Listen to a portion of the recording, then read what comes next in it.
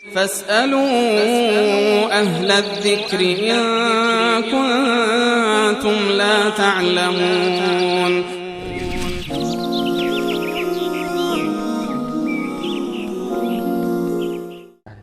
آیا نکاح با البته مشرکین من جایز این است؟ نکته رو توضیح بدم که این بیننده‌مون که دوباره نکاح با مشرک بله، سوال دوم وسیع بود که بستگیمون داره، این یکی باید اینجا ما متفاوت هست. یعنی حکم این که ما میگیم که فلان کار شرکه، خب در این ما شک و شبهه‌ای نداریم که هر کسی عبادتی رو که برای الله هست و مخصوص الله هست، این عبادت رو برای غیر الله انجام بده، این در واقع شرک کرده.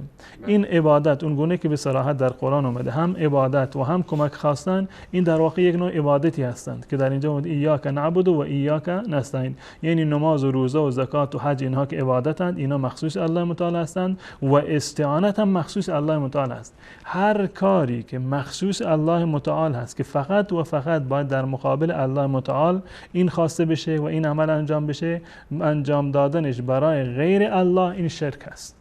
این شرک در عبادت است. منتها اگر کسی این کار رو انجام داد، رفت سر قبری از صاحب قبر حاجت خواست، آیا ما میگیم فلان شخص که اسمش فرض کنید زید هست، آیا این که زید کافر هست، مشرک هست و نکاح با اون جایز نیست، زنش از اون طلاق میشه؟ ما چون این حکمی رو صادر نمی کنیم و معنی این که استمداد از غیر الله شرک هست این نیست. خود این عمل شرک است. هر کسی که این عمل را دیده و دانسته انجام بده، بعد از اینکه توجیه شد قبول نکرد، این در واقع مشرک است.